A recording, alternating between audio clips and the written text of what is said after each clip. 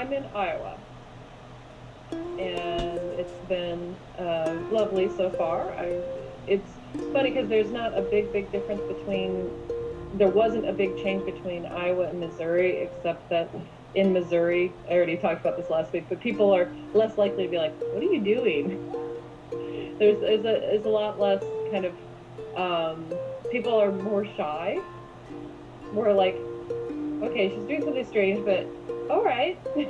This week I went from Knoxville to Amana. Um, that my when I got to Knoxville, I stayed with a minister and his wife, and he's a really avid bicyclist. And I wish I'd taken a picture of his basement because he has a bike shop in there, and he does like 30 miles a day in the morning. And he actually drove me on my little route out to the bridge that I was going to take, which was closed, of course, because all bridges are closed in Missouri and Iowa. But the rerouting wasn't going to be a big deal. There was a bicycle path that went all the way into Pella.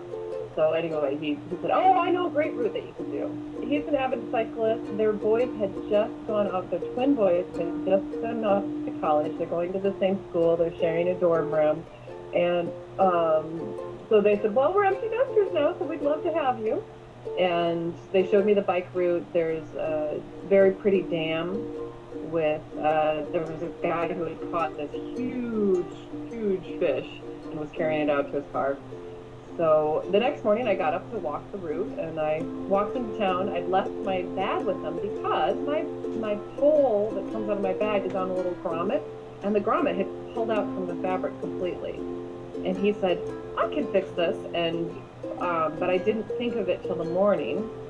So in the morning he went to his out to his shop and put a bunch of glue and nuts and grommets and things, and then it wasn't really ready because we did it that morning. And I said, "You know what? I'm gonna walk 5 miles into town. Why don't I just stop at your house because you're right on the way, and get my bag then, and I don't have to carry all my heavy stuff for 5 miles." And they said, "Sure." So I stopped at Dairy Queen, and they gave me free ice cream. I just walked in there, and I was trying to grab my wallet out of the back of my bag, and they were asking me what I was doing. That is one place they asked me what I was doing. And he said, "Well, it's just on the house. We can just buy you an ice cream. Don't dig your wallet out."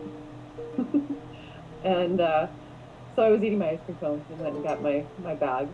Then I walked to Pella, and I kept walking, and I walked the route that he suggested, and I was just going really slowly. My feet hurt so badly this past week. I am very ready for my new shoes. My new shoes came, and they are the wrong size. They're the right size, but they don't fit for whatever weird reason. They are significantly smaller than the boots that I have that are the same size. And so it's just a different model, the way that they're shaped, and my toe hits the side of the front of it. So he's sending me a new pair, which I'll get tomorrow. I'll get today at 4. So that was like one of the main issues is my shoes had just worn out. And I put new gel inserts into them. And that would have been fine. I thought the problem was after I put the new gel inserts, my feet killed me. And I thought it was because I packed my foot in too much and it was crammed in there. No. It was I took out the other inserts and put just the gel inserts in, and still my feet were killing me because they're slippery. And my feet were going like this into the front of the boot all day. And that's why my toes hurt so much. So then I put the other inserts on top of the other inserts, and then that didn't happen anymore. But by then, I still have really purple bruises on my toenails because my toenails were jamming into the shoe. So I have all these bruises on my toes. The joys of walking miles and miles every day. But I got to the bridge, and I called my hostess, and she's like, "Would you just like me to pick you up on the other end of the bridge?" And I said, "Yeah, but I don't know if they'll let me walk across it." She said, "Oh, I'm sure they will." So I just walked as if I was allowed to walk through a construction zone, and they just kind of waved at me, and I went across. And a lot of times if you just do stuff as if you're supposed to be there, no one minds. And so that's what I did. Then I walked to Sharon, and the next day, I stayed with Mary and Wayne, and I didn't really hardly meet Wayne because he works like 3 jobs, but I did see him in the morning when he was going off to work. and I slept in the basement there, and he's like, hi, and went out. And she and her daughter were very sweet, and her daughter actually made me, she had a little handmade card, and then in it she put numbers I could call if I needed places to stay. Very sweet. Yeah, people are so nice to me. It's kind of incredible how nice everyone is. So Terry and Diana were in New Sharon, and I called the Methodist church there because they'd made a bunch of phone calls for me and nothing had worked out. And I called the Methodist church and got the secretary, and she was kind of like, I think a lot of times people think I'm a transient and that I want something from them. Really, I want to document their town, know something about their community. I do want something from them, and I want a place to sleep for the night. But I'm not somebody looking for a bunch of handouts or a donation or anything. I really am more interested in staying with a family because it makes the town interesting. So anyway, she was a little like at first like, okay, maybe, well, I'll have the minister call you, but we're having a youth night tonight. Well, that turned out really well because Terry called me. He's like, you can come to our youth night, and we're doing progressive dinner, and we're going to all these different. The kids were on a hayride, and they stopped at one house, and then they drive to the next house, and the next house, and that ate dinner that way. You know, an appetizer, and then the vegetable course, and then the main course, and then dessert. And dessert was a bonfire with s'mores. So, and it sang songs around the fire, and it reminded me of youth camp. It was really pretty fun, and the kids loved it. They loved it. They were like, hi! You know, every time I'd walk by, they'd be like, hey, camera lady. Hi, Mom. And some of them first-hand because they didn't want to be on. They're like, we're on TV. And I'm like, sort of. Yes, it is just on TV. People are watching this. I had a lot of fun at their house, and I didn't have to cook there either because we went to the progressive dinner thing. And then, I stayed with Lee and Dick in Montezuma. And they were, you know, Terry had called ahead, and they're an older couple, and they're very, very nice, and they have a nice house. And there's actually, she said, oh, you don't mind my statues, do you? Because she put me in their old bedroom because they built an extension on the house to have their bedroom in, and upstairs there was a whole creche scene. I took a picture of that. You have to put that in there. I thought it was kind of cool. So I'm sleeping, and I wake up, and there's, you know, the creche, the wise men, and Jesus, and Mary, and Joseph, and they took me to a very favorite, in Grinnell, a very favorite pizza place that all the college kids come home and go to, and it's you have to go there. So it's delicious pizza. And then I went and stayed with Roger and Louise in Brooklyn, and they are farmers, and they used to be big pig farmers. I think they were a little like when I said I was a vegetarian. But they don't raise pigs anymore. They raise corn and soybeans. And we went to the football game. It was the first football game of the season.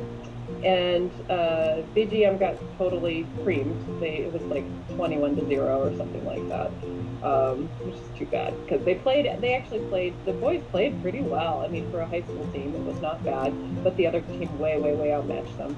Like literally, they're a bigger school and have bigger students.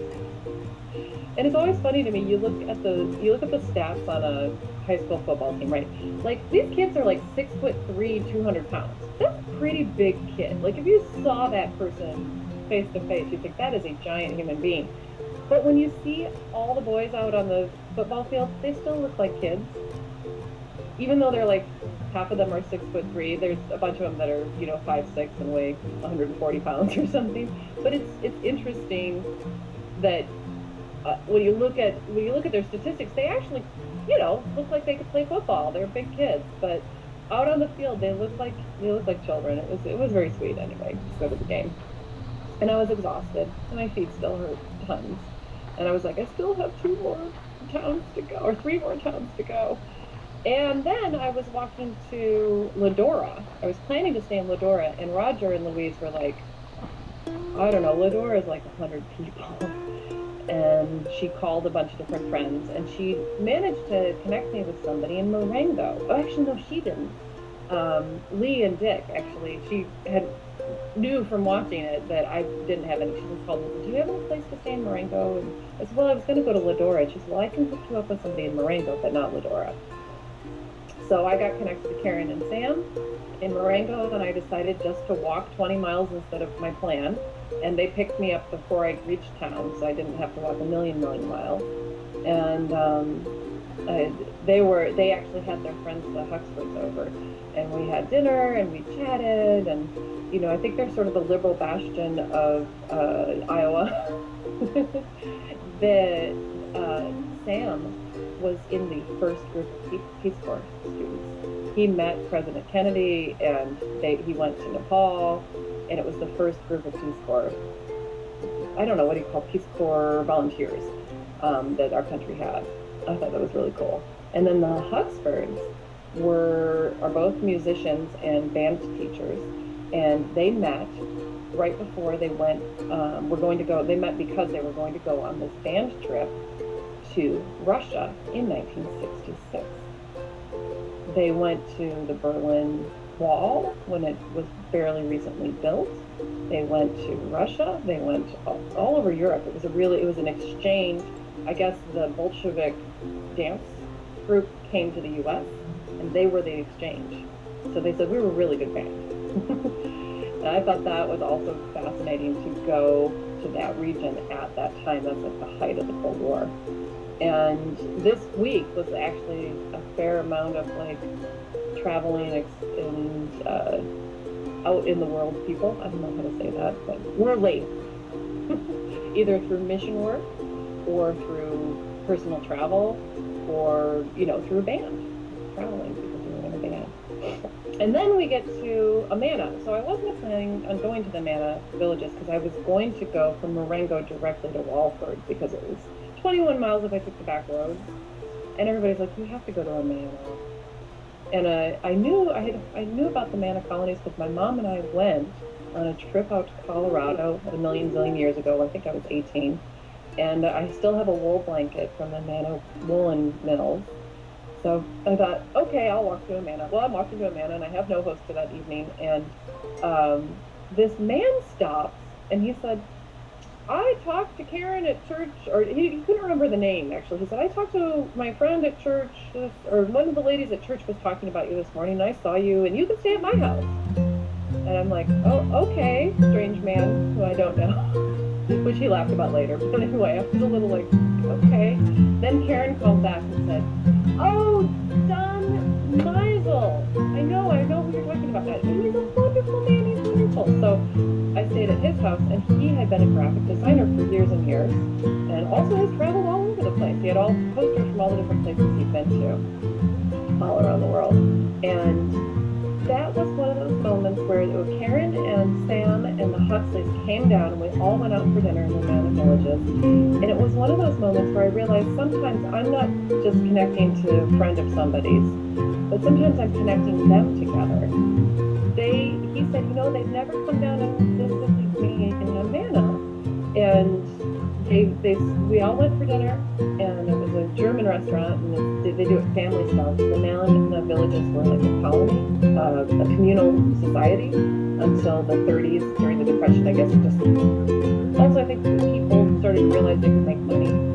It was hard times, so things changed in South Vietnam communal society. But they all, before then, they ate and cooked and ate together. They had separate houses, but none of the houses had kitchens. There was a communal kitchen, and no one made money. Everybody worked toward everybody being sustainable. So I thought that was interesting. And his wife, who's deceased, was the direct descendant of Christian Metz, who was the one who brought the Amana colonies over from Germany to New York. And then they lived in New York and wanted more land and space and to be more removed from bigger society. And so they moved out to Iowa back in the late 1800s, I think, early 1900s. So anyway, it was very neat. And so we went back to his house, and he played a video about the Amana colonies, and then showed off some of his drawings and things that he'd done. And everybody was like, wow, Dallin, this is so cool. I didn't know any of this stuff about you. So I thought it's one of the neat things in me saying I just need somewhere to stay. Sometimes